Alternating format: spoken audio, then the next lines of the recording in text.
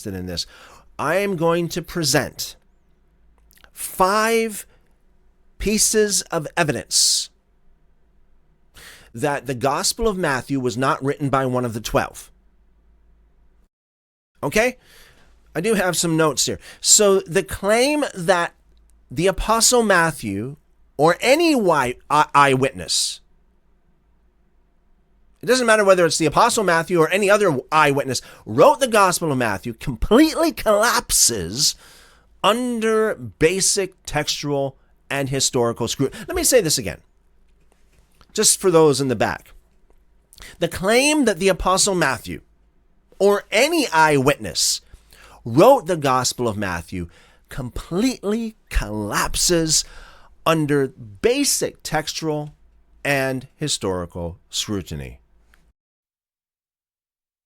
No objective critical scholar believes an original disciple wrote this text. Doesn't matter whether it was Matthew or Thaddeus or Peter or anyone else. Anyone arguing for apostolic authorship must actively ignore, and so many Christians are so good at this, actively ignore the very words on the page. Here is the undeniable truth. Number 1, the quote-unquote eyewitness plagiarism paradox. The most fatal blow to apostolic authorship is that the author of Matthew copied 80 to 90% of the Gospel of Mark, often word for word in Greek. Mark was not an eyewitness to Jesus. Apologists say, but Mark was writing down the Apostle Peter's memories. Even if that were true, it's irrelevant. It is historically and psychologically absurd to claim that an actual eyewitness who lived with Jesus for 3 years would heavily plagiarize the secondary document of a non-eyewitness to tell his own story. Real eyewitnesses write personal memoirs from their own memories. They do not copy and paste from secondary sources. Number 2, the autobiographical absurdity, Matthew chapter 9, verse 9.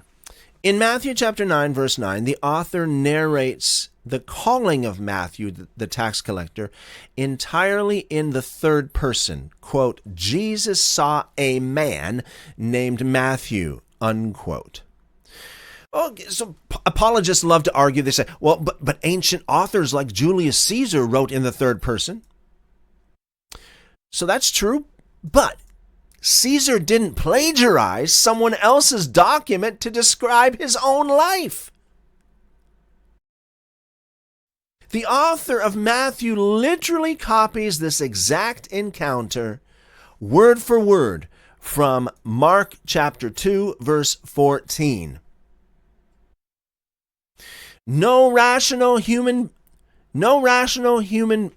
being copies a non-eyewitness's generic description of their own life-changing conversion. He shows zero personal emotion or inside knowledge because he wasn't there.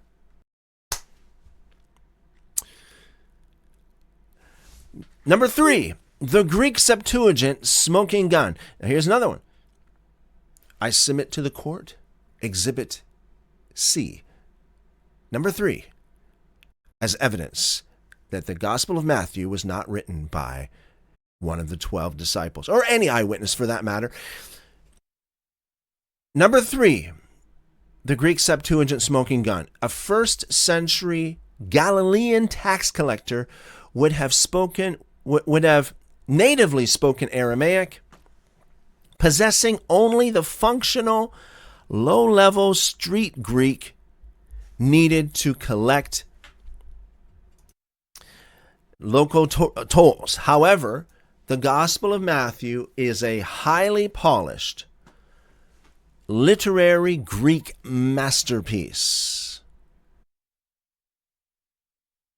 When quoting the Old Testament, the author frequently quotes word for word from the Septuagint, the Greek translation of the Old Testament, not the original Hebrew. An Aramaic-speaking Jewish eyewitness from the 30s, from the 30s AD, writing to a Jewish audience, would not rely on a Greek translation of his own scriptures to prove Jewish prophecies. Number 4, the Papias defense actually destroys itself. Papias makes a lot of claims, and I think that some of his claims, I think we have some really good evidence to prove that some of his claims are not accurate, not true, not historically true. So, apologists will invariably cite, you'll get this for sure, they'll invariably cite the 2nd century church father Papias, who claimed Matthew wrote down the quote-unquote sayings of Jesus in the Hebrew dialect. This is the only historical reason the early church attributed this text to Matthew, but it actually destroys their own argument. Modern linguists definitively prove our, this is important, because ours could be different than what Papias was talking. Our Gospel of Matthew is not a translation from the Hebrew or Aramaic. It is an original Greek composition. We know this undeniably because it copies Mark's Greek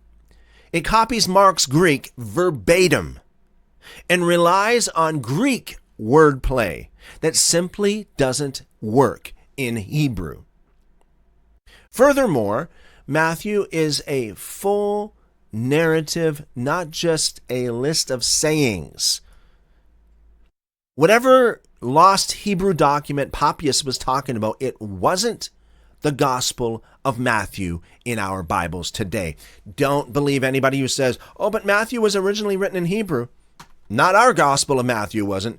Number 5, the total anonymity and post-70 AD anachronisms. The Gospel is 100% anonymous. The author never identifies himself, never uses I or we, and never claims to be an eyewitness. I'll say this again. The author, number 1, never identifies himself. Number 2, never uses I or we or us, any of those kind of words. Number 3, never even claims to be an eyewitness.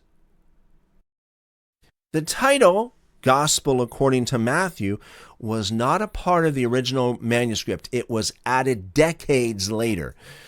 They estimate around 125 to 150 AD to give an anonymous text fake apostolic authority. The text explicitly reflects events and theology from the late 1st century, long after the historical Matthew would have died.